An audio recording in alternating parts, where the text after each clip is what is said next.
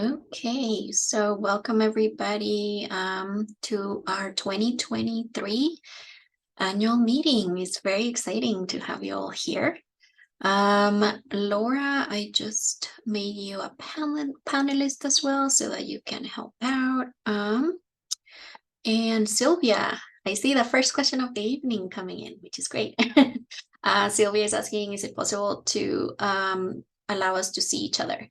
Unfortunately, in the webinar format, we can't do that.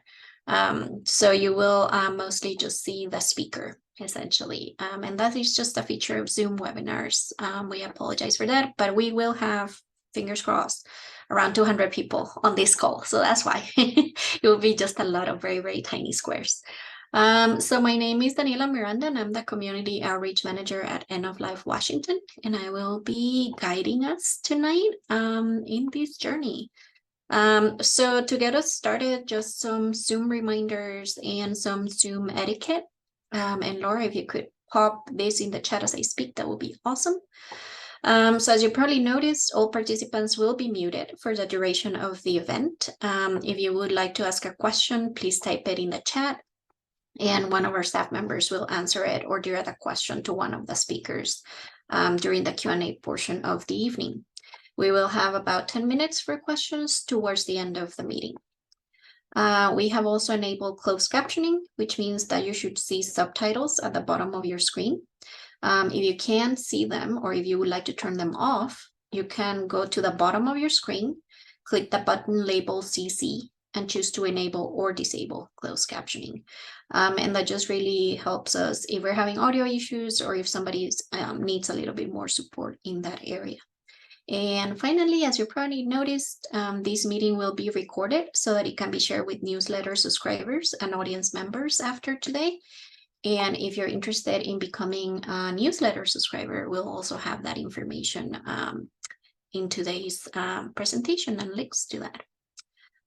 So without further ado, I'm going to hand it over to our first speaker tonight, Teresa Shiftis. And Teresa is End of Life Washington's board president. So take it away. Great. Thank you, Daniela.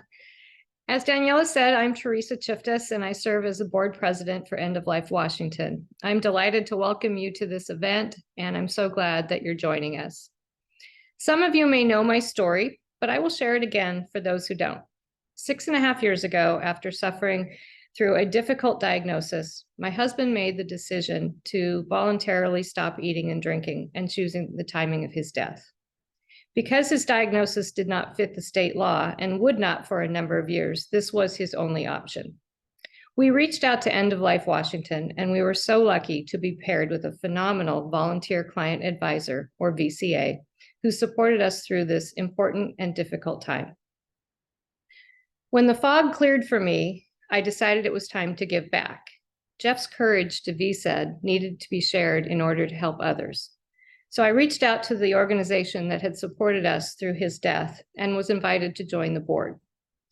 Volunteering on the board of End of Life Washington has been challenging, educational, joyous, enlightening, and really one of the most gratifying things I've done.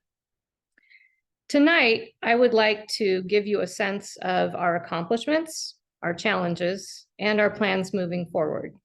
But more than that, I would like to invite you into understanding what it means to be serving an organization that was founded nearly 3 decades ago by a handful of dedicated and determined women and men who saw an important need in our community and stepped up.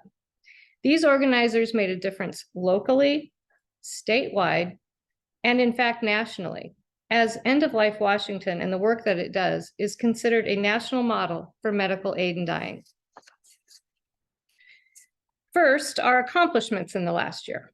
Top of the list, of course, is getting the new law passed, which expanded access to the Washington Medical Aid in Dying law by shortening the wait time for clients wishing to secure prescription medication from their healthcare team, and broadening the list of practitioners who have a legal right to prescribe these medications. Details and specifics about SB 5179, which was passed by the state legislature and signed into law, will be made later in the hour by our lobbyist, Nancy Sapiro. The next accomplishment that I'd like to discuss is the sheer number of clients who have turned to End of Life Washington for support through their journeys. Our amazing staff and cadre of VCAs, many of whom are here tonight, have been responding to an exponential growth of inquiries and requests for support. Since the beginning of our fiscal year, July 1, we've received well over 600 requests for information and/or support via online requests or calls related to VSED or MAID, and we've directly served 343 clients as they navigate their way through death with dignity using either VSED or MAID. This is a tremendous accomplishment. It speaks to the work that we do and the quality of the services we provide. But as you can imagine, this exponential growth in demand brings significant challenges. We have a small staff, 9 people reflecting 7 full-time positions. Navigating the complexities of meeting the needs of everyone who calls and at no cost to those who we support is demanding. We are dedicated to continuing to provide informed, compassionate, and caring information and support. Additionally, and I know we're all weary of hearing this, but it's true, the pandemic threw our operations up in the air. The staff has met these challenges with grace and many long, long hours, more than we can adequately compensate them for, not to mention the amount of time and effort the volunteers have given as well. End of Life Washington meets its budgetary obligations entirely through voluntary contributions. An organization that relies 100% on contributions is a gutsy and somewhat risky proposition. I'd like to take a moment to thank everyone here who participates in making sure that we can continue to operate and meet the extraordinary growing demand. You may have noticed that we have launched our Pay It Forward campaign for everyone who cares about this important human rights work, and that's exactly what it is. It's a human right. Please consider giving to this campaign so that we can assure continued service to our clients at no cost to them. There are many donors in attendance today, and I thank you for your generosity. Looking ahead, I'm sure that you'd like to know what our executive leadership plans are since we've had an interim executive director at the helm for the past 9 months. With the support of staff, the board has been working diligently for all year to assess the needs of the organization. I'd like to take a moment to thank the members of the hiring committee, which includes board members, a staff member, and a VCA. It's been a big lift, and we're really close to the finish line. We're not quite ready to announce the next steps, but we do have a leadership transition plan, which will be finalized at the November board meeting. Pay attention to your emails because we will be making an announcement in early December. While I'm excited to support this transition, I want to take a moment to recognize our fabulous interim executive director, Rebecca Lane. When we found Rebecca, we found the right person to steady the ship, support the staff and the board, and lead this organization during a challenging time. Thank you so much, Rebecca. Some additional recognition is also in order. I'd like to thank my fellow board members at End of Life Washington, especially our new board members who have stepped in during a dynamic year of growth and transition with energy, commitment, and dedication to a powerful mission. I'd also like to thank and recognize the staff that makes this place sing. The behind-the-scenes work it takes to meet extraordinary demand requires extraordinary commitment and investment in our mission. This staff is superb, and the board is humbled to support their work. Please join me also in thanking our volunteer client advisors, without whom we literally could not serve our communities. Every year, thousands of hours of labor are provided by our VCAs, and I know firsthand how important they are to this work. Finally, I'd like to thank each of you for being here tonight. You are really the heartbeat of End of Life Washington, and everyone here makes significant contributions to our work. So thank you very much for your time, for your attention, and I'd like to pass it back to Daniela. Thank you. Thank you, Teresa. That was wonderful. So as Teresa mentioned, our fall campaign this year is around the theme of paying it forward. So for the next portion of our meeting, we are going to be hearing from LWA volunteers who certainly know a lot about the topic. And first up, it's my pleasure to introduce Ariana Bates, one of our volunteer client advisors. And Ariana, I'll let you do a full introduction. Thank you. All right. Thank you, Daniela. And thanks to all of you for about 5 minutes of your attentiveness. I feel really honored to have been invited to talk about a little bit of my experience as a volunteer client advisor. So what does it mean to pay it forward in the context of my experience of end-of-life Washington? In the face of the question, I feel kind of like a rabbit in the glare of sudden bright lights, holding stock still, eyes glazed, seeing and unseeing, aware of the stimulus, the question, the light, and turned oddly inward, as if hiding within one will not be seen, will be invisible, thinking whatever thoughts rabbits think. In my case, curiosity about what it means to pay it forward in so intensive a context as serving as an end-of-life Washington volunteer. For me, the most obvious motivation would be in thanks, in expression of gratitude through action for a direct kindness or benefit to oneself through service to a close loved one, kin, or friend. But in my case, I have not had any loved one make use of MAID. No one in my ripples of connection has yet needed it. So why am I here? What compels me to join this community of VCAs? What do I have to pay forward? I think what I have to pay forward is gratitude for deep learning. To me, to be a VCA is an opportunity to learn more about the value of life, to be invited into the sacred space, whether it's framed as such or not, of a person, to me, a stranger, in the process of deciding to hasten their own departure from life. It feels like a holy gift. Whether it's given intentionally or to me specifically is beside the point. I experienced the invitation, the request for assistance as a gift of trust and an honor. As such, as one so honored, my wish is to bring my best self, my most attentive, my most culturally humble self to the ephemeral relationship. And the time that we are in each other's sphere is brief. In relation to the arc of their life and the arc of mine, our connection is a blink, but it is relationship nevertheless, and sacrosanct as such. In the dance practice of Butoh, something that I have been interested in recently, there's a concept of a primal self emerging and dissipating and re-emerging, changed, in the focused moment of the present. I imagine that for a person engaging medical aid in dying, that sense of focus is prominent. Certainly for me as a mere witness, the enormity of their humanness and on the brink of death or overshadows everything else. All the trappings of context fall into shadow.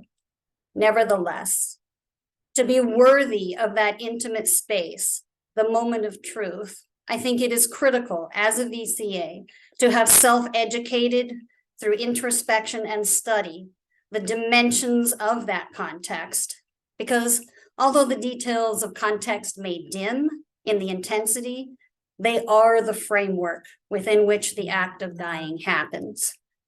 A skilled witness must know where they sit and with whom they are sitting.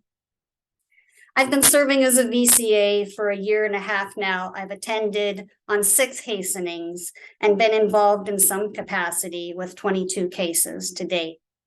In thinking about what to say today, I looked back at my training notes from April 2022 and am glad to be reminded that the role of the VCA is to be steward of the law and to walk beside the person who is considering using MAID, to take our cues from them. That directive to follow the lead of the person we're working with was amplified in the EIDB, Equity, Inclusion, Diversity, and Belonging training that I participated in September of 2022. So what I've learned and continue to learn, whether from my first experience as a trainee attending a death of a white man who had a handful of drinking buddies, his ex-wife and daughter present, and with bonhomie made rankling comments about women and people of color, or from my most recent experience as a qualified primary VCA, attending the hastening by a Latinx transgender woman who had 20 of her closest family and friends present, among whom the fault lines of respecting her gender identity were bold. What I continue to learn is compassion and gratitude for trust. What I continue to learn is the critical importance of dismantling white supremacist ways of thinking and acting in my own self, so I can better pay forward a critically aware and ever-evolving presence to the humans, the clients, and to this community. Thank you. Thank you, Ariana. Thank you so much. And we are actually going to also hear from another volunteer client advisor tonight, Dana Smith.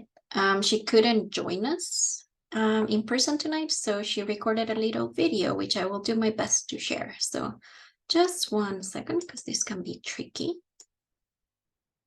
And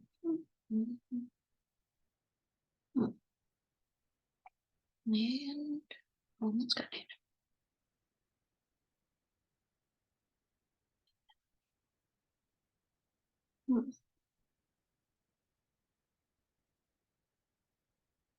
My apologies. Zoom is a roller coaster, is how I describe it. Finally, there we go. Okay, so hopefully folks can see the video, and do let us know if there are any issues with audio, but here we go. Hi, everyone, and thanks to the AGM team for encouraging me to pre-record my words, given that I'm away and off the grid right now. My name is Dana, and I'm a Die Well Deathy, certified thanatologist, death care educator, grief tender, and funeral celebrant, and I've been a VCA for about 1.5 years now. 8 years ago this week, my father voluntarily stopped eating and drinking over a period of a couple of weeks, minus that last little sip of whiskey 2 days before his death, which was as much of an Irish last rite as anything. He'd come back from the brink of death the week before because my mother and I had inadvertently violated his do not resuscitate orders. No matter that he had his DNR directive taped to his hospital room door and that I knew better. That well-meaning gesture, paired with my first visit as a hospice volunteer that same year, in which I accidentally tripped the alarm of my patient's medical mattress, false alarming her nurse, and bringing forth giggles from my new dying friend Ruth. These were the cautionary reminders that I needed about the importance of humility and humor and harm reduction in this work. I bring this heightened sensitivity to my VCA role with End of Life Washington, as well as a decade of anti-racism accomplice work, time spent unpacking the various systemic isms and schisms at play in the world. As a new volunteer, I've said yes to any and all of LWA's inclusivity trainings that have been offered since I've become on board. Apart from staff, I'm one of just 2 volunteers fortunate enough to have participated in every one of these offerings. In each of these online spaces, I've noticed the keen and the caring faces of predominantly white folks like myself. And I was acutely aware of the absence of those not feeling the urgency of these conversations, as reflected in the EIDB survey this past year, and how that silence beckons as an invitation for us to be engaging in these uncomfortable chats. Because arguably, at the heart of end-of-life advocacy work and all talk of dying is a willingness to host the discussions that most are reluctant or afraid to have. So that's a thing that I'm going to keep ringing a bell for. I've also borne witness to those we've served as medical aid in dying participants. According to the 2022 Department of Health MAID report stats, 90% lived west of the Cascades, 93% were white, 4% identified as Asian American, and 3% ticked that categorical box called other. And that's a whole other thing that I'm not going to unpack right now. It's an honor and a privilege to get to do this volunteer work. And with privilege comes responsibility. And so as I reflect upon the theme of paying it forward, I'm choosing to dedicate my volunteer hours beyond the scope of my VCA role. This year, I joined the Equity, Inclusion, Diversity, and Belonging team at LWA because that's where I can best channel my bell ringer energy.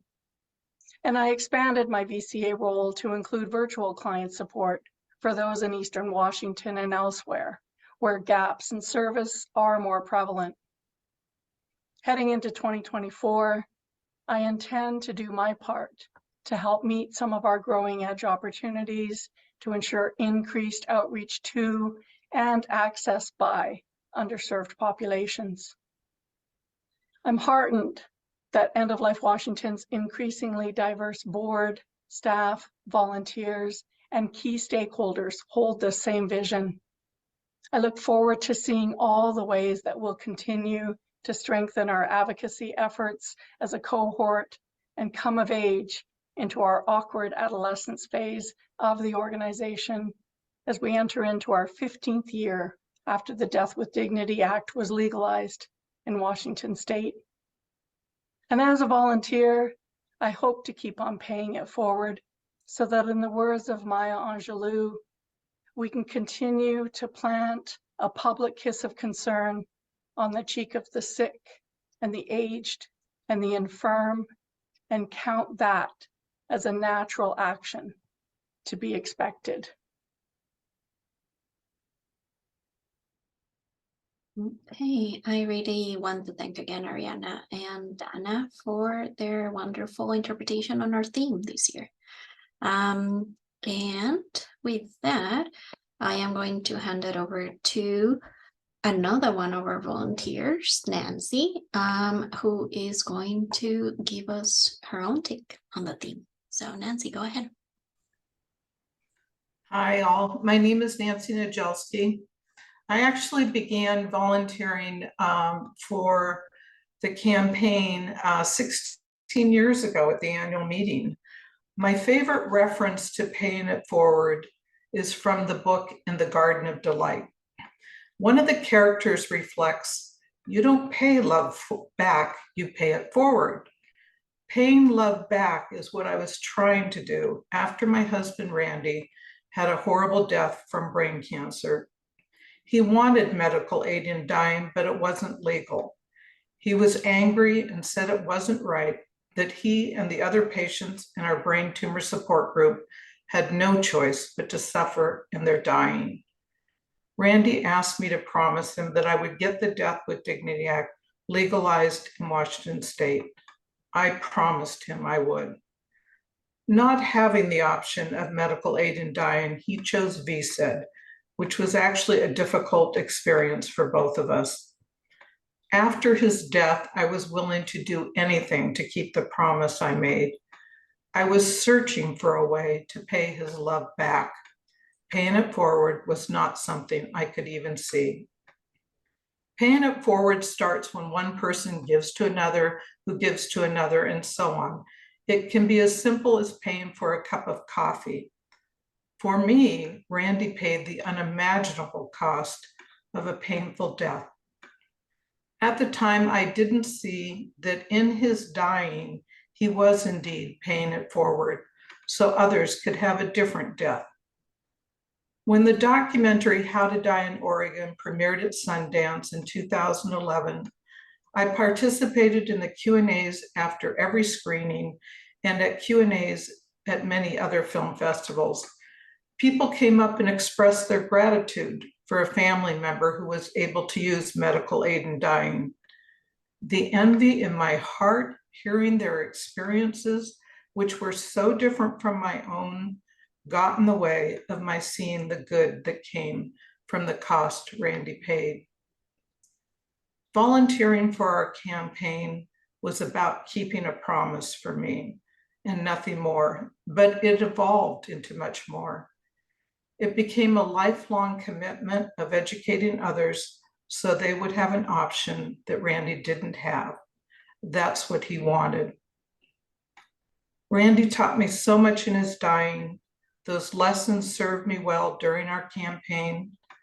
After the campaign, I started doing end-of-life presentations all over the state and in a few other states. They've covered medical aid in dying, VSID, and advanced directives.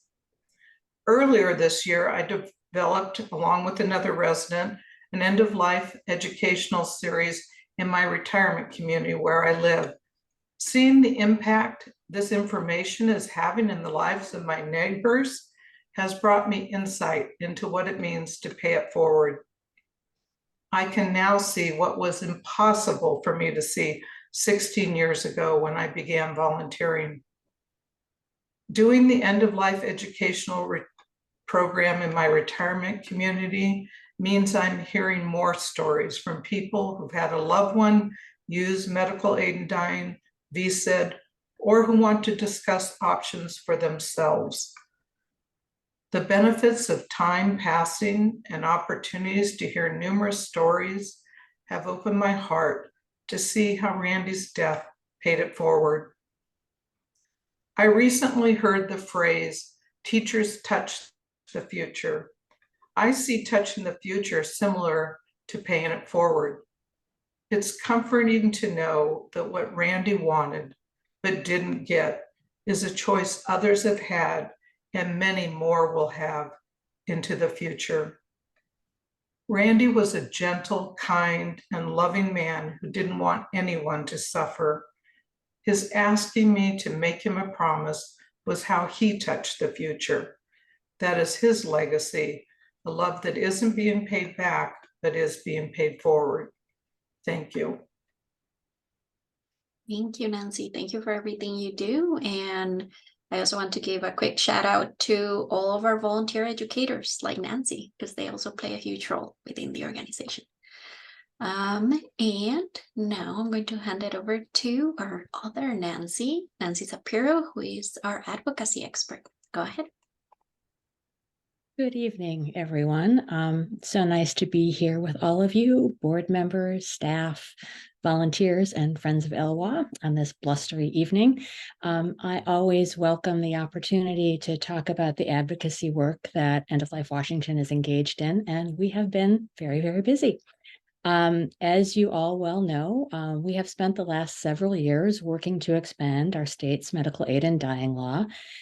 It was a big and at times Herculean effort and lift, but the good news is at the end of this last session, we did it and the bill was passed and has become law.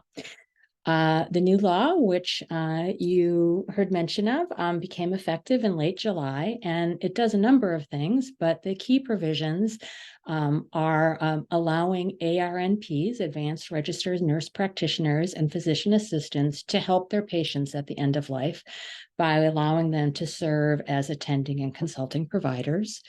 Another key provision is to reduce the waiting period from 15 to 7 days. And a third component was allowing prescriptions to be delivered by mail. We began this process of trying to update our law a number of years ago because we saw that while the law benefited some in our state, far too many eligible residents couldn't access the law because of significant barriers. For many, having a medical aid in dying law in our state really was meaningless because there were too many barriers to access it. I'd like to step back just for a moment and talk about the process of achieving this legislative success and the integral role that everyone on this call has played in its success. To begin at the very beginning, we knew that there were obstacles and barriers to use of the law.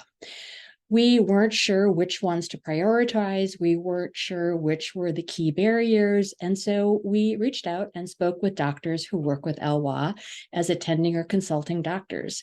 They were very gracious and willing to share their time, expertise, and perspective with legislators about their direct experiences and the challenges that they saw. And that helped inform decisions about what we wanted to include in the update to the law. We also spoke with family members who had used or attempted to use our medical aid in dying law. And as they shared their stories and their challenges to access, this too helped inform what key provisions we wanted to include in our update. From these conversations, we drafted a bill and began the legislative process. Now, every bill that goes through the legislative process has multiple stages that it has to go through if it's going to become a law. And public hearings are a critical component of that process. Excuse me. At this phase, there were a number of you who may well be on this call who were willing to step forward to share your personal, intimate, and painful stories, to step forward and to speak publicly as testifiers in front of many people you didn't know. And not only did you have to do this once, but we asked you to do it multiple times, and each of you responded very graciously and compellingly shared your stories.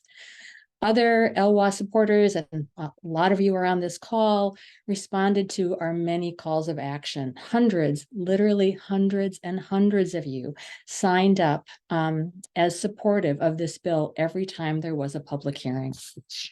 When we asked you to reach out to your legislators, you all responded. So why does this matter?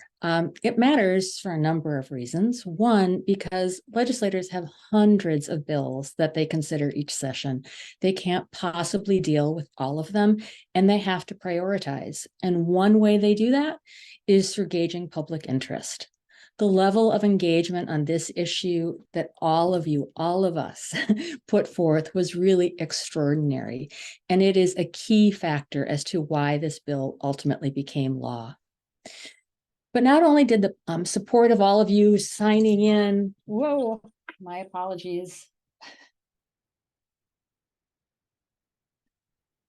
Sorry, I have a daughter in South America that's calling me.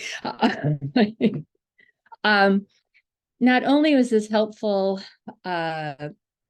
for the legislators, I also think having ELA supporters in the massive numbers that we did signing in, indicating their support, made a huge difference to those that were brave enough to tell their stories, our testifiers.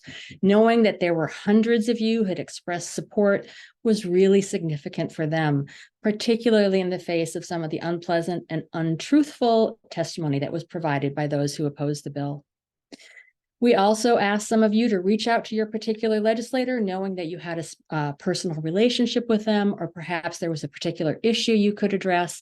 And really, every time we asked, ELWA supporters responded.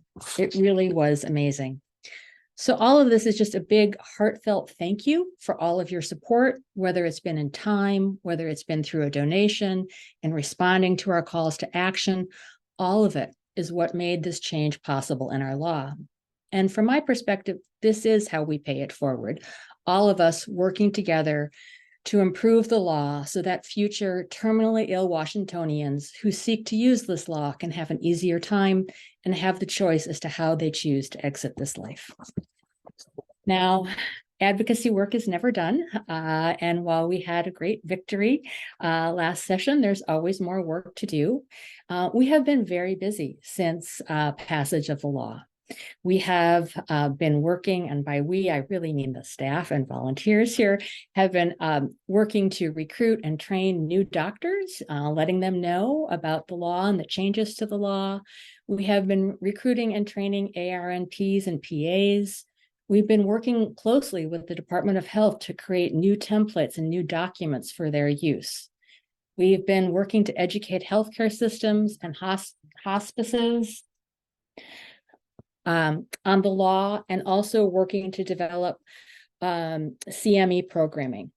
So lots of the law has created many opportunities for us and lots of new work. And so we've been busy doing that.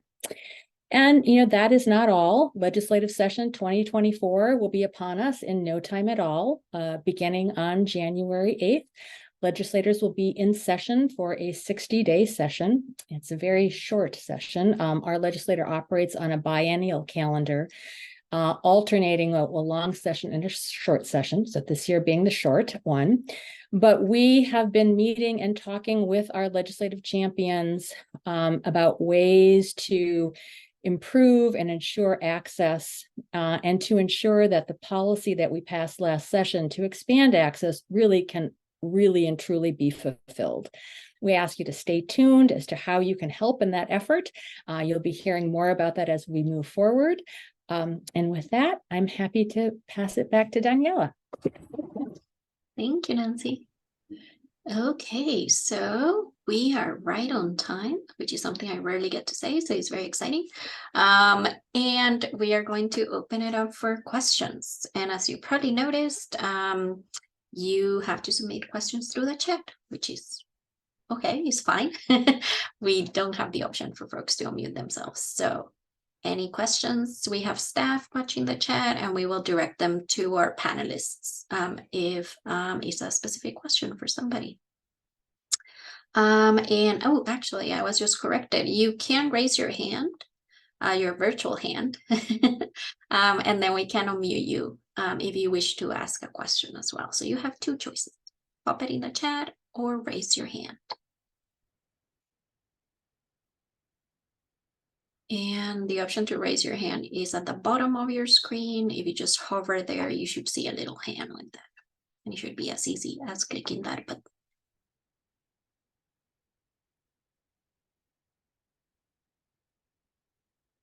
Ooh, Betty. Okay. There you are. And you're muted, but I believe, there you go. Go ahead. I'm hearing about significant financial challenges, and I'd like to know more about that as I see more and more processes being moved to the VCAs rather than in the central office where they have been in the past. Okay, and I don't know if Casa, oh, Rebecca, you can take that one. Cool.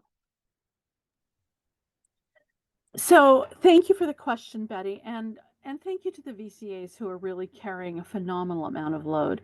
It's true that it is a tight year financially, and you'll hear more about that in our newsletters over the course of the next several months. But we are riding that ship. We've got a good campaign running. We're ahead of where we were last year, fundraising pretty significantly, actually. We've been doing a lot of reach out and jumpstarting our fundraising in a way that has been kind of sleepy in the last couple of years. And I am happy to talk specifics with you one-on-one. It's a little on the boring side, and I don't want to spend a lot of time dwelling in numbers here in this meeting. So I know that at some point staff is going to pop my contact information in the chat.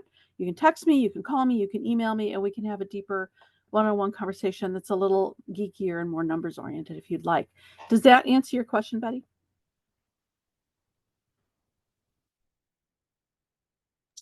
Yes, thank you. Well, You bet. not really, but as close as we're going to get, obviously. Yeah, send me an email and let's have a conversation. Yeah, we will share Rebecca's information during her closing remarks, so please stay tuned for that. And thank you, Betty. And we have a question from Phyllis in the chat. Has Kaiser experienced your trainings for PAs and nurse practitioners? Casa, I was hoping you could help me out. I would say, because I do education and outreach as well. Historically, we have done education with them. It is hard for me to remember off the top of my head right now, because we've done specific training with them for nurses and PAs. We haven't at this time done specific training, but I will put in the answer about how to request a presentation with us, and we would love to work with Kaisers, NRPs, and PAs about how they can participate in the new law. Thank you, Kaza. And we also, and Katie, we can actually see your question in the chat, and I was just going to get to that one. Somebody's asking if they live in the Port Townsend area, if they became a volunteer, would they need to travel to meetings?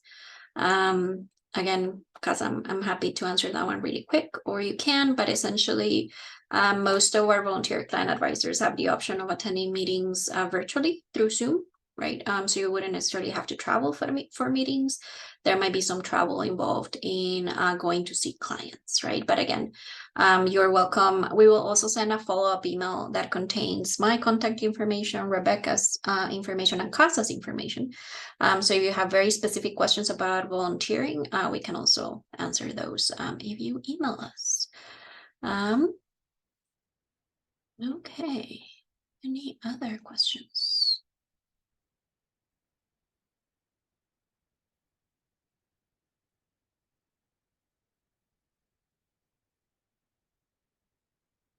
We still have a couple more minutes for questions.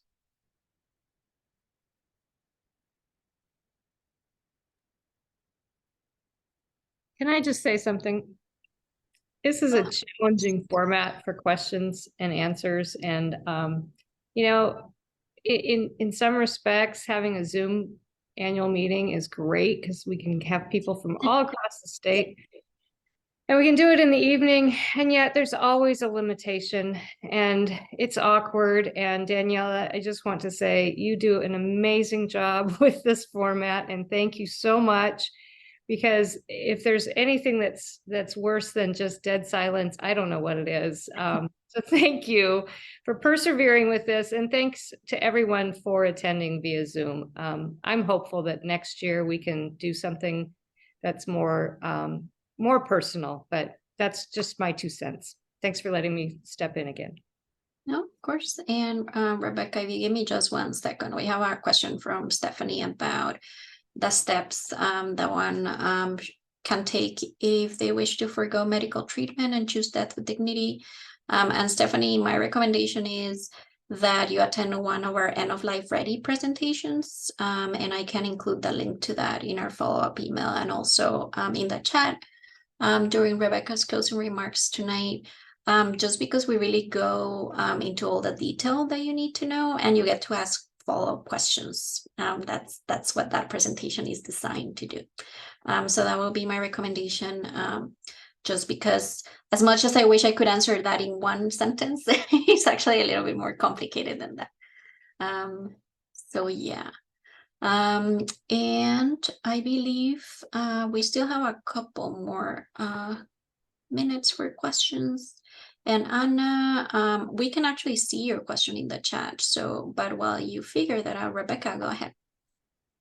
So I saw that Dwight posted a kind of a reiteration of Betty's question. I want to give a little more detail. We have a significant reserve, which we have been drawing on to make ends meet, and we're lucky we have that reserve. We all have savings accounts, and sometimes we have to draw on them. We drew pretty heavily on it last fiscal year. Our fiscal year is July 1st to June 30th. This year we have drawn down considerably less because we've done a whole lot of cost savings. And I want to offer kudos to the staff that have really worked hard to make sure we have cost savings. One of the things we did is that we terminated our office lease contract, which saved us a ton of money. We don't have an office anymore. We don't need an office. So we were able to save money that way. We have committed to the board that we will present a balanced budget to the board come next June of 24 to commence July 1st, 2024. And that's a big commitment. So we have work to do in terms of bringing more money in to support the important operations that we have. And I think we're going to get there.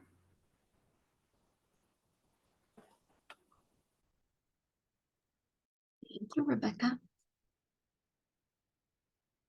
Okay, and we have one more question from Katie about VSID. And Katie, again, I would recommend that you attend our End of Life Ready presentation. We also go in depth into voluntary stopping eating and drinking, all the considerations that you need to keep in mind. And again, answering your question, technically yes, but it's a little bit more complicated than that. So we just love it if you could attend that presentation. And as I said, we're going to drop that link in the chat shortly. So with that, I would like to hand it over to Rebecca Lane for some closing remarks. So Rebecca, take it away. Thank you very much. So as you all have heard, I'm Rebecca Lane. I am the interim executive director at End of Life Washington. I've been here since late February, and I'd like to thank our presenters for their powerful words. Please join me in acknowledging the amazing comments that we've heard prior to this. When I've made comments like this at in-person gatherings, I like to ask people to look around the room and see who else is here with you. And we're on Zoom. We're over 100 strong, so we can't do that. We can't see each other, so please take a moment, if you would, to think about who else is here. Every one of us in this room today is on a shared mission, and I quote, upholding our rights to the full range of end-of-life choices. For those you can see or who can see you, please acknowledge each other. This is work that has been hard fought for and hard won over the decades. Some of our founders are in the room with us today, and I would like all of us to take a moment and offer our deep gratitude to those founders. As you heard today, and I'm sure you know, ELWA is that unusual organization which is 100% reliant on contributions. This obviously has its challenges, but I'd like to take a minute to talk about the joys and benefits as well. We know our donors. You all are family, and you've been with us since the beginning or connected when a family member relied on us to help them navigate their death with dignity, as Teresa and Jeff did. And you know us. I'm guessing that many of you here volunteer, whether on the board or as a client advisor. Some of you have interacted with staff over the years or been a part of the staff. These are the gifts of relying on community to support this work. That's what happens when a community of paying it forward is built over time. Connections, commitment, shared joy in the successes, rolling up our sleeves for the next success to be, as Nancy Sapiro so ardently and eloquently described, the lift from the legislative work we've done and what's to come. In the chat, you'll see our linkage to our webpage to make a contribution, and now is the moment to add more paving stones to the path of paying it forward for the next 10 and 20, 30 years and beyond. So pop into the chat, see if you can find the contribution link. We have some lofty goals, and we have had some successes. Just last week, we received an unexpected anonymous $100,000 gift. We also received an unrestricted $50,000 Small Family Foundation grant. Very exciting contributions to our lofty goals. These generous gifts are moving us closer to our end of the year goal and are an affirmation of the work everyone in this room knows, believes in, supports, and implements. It is my dream to bring in another $200,000 by the end of December so that as we transition to new leadership, they will be poised for success, and your affirmation of the work this organization has done will be the wind beneath the wings for a new era of leadership. I love to think big, and that is the legacy of this organization. It's the legacy of our founders, of our early adopters, of courageous legislators, of VCAs, and of tenacious staff, of the people who trust us with their most sacred moments. And it is the legacy of those in the room who today will assure that continuity. I ask you to join the Pay It Forward community and consider a generous gift. Please take a moment to pop into the link in the chat. You can email me, you can text me, you can make a gift online. Also, feel free to call me if you'd like to discuss a bequest, a gift of stock, or have questions about what might make the biggest impact. My contact information is there. I really welcome the conversation. One of my very favorite things about nonprofit work is talking with donors.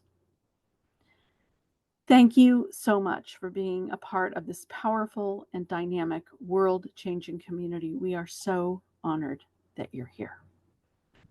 Thank you, Danielle. Thank you, Rebecca. And just as a reminder to everybody, those links are in the chat, but we will also be sending a follow-up email containing all of the links that we've shared tonight, and a recording of the annual meeting to everybody who attended and everybody who is in our newsletter, subscribe to our newsletter soon. So please look in your email inboxes for that. And we are a bit early tonight, but that is never a bad thing, in my opinion. So I want to thank all of the staff that made this possible behind the scenes. Believe it or not, there's a bunch of us working like little busy bees behind the scenes. And of course, to our panelists, you all did a wonderful job. The interpretation on our Pay It Forward theme was wonderful, and we appreciate everything you do. And to everybody who took time out of their evening to join us tonight, we also appreciate that. And we hope that you have a good rest of your evening. Thank you, everybody.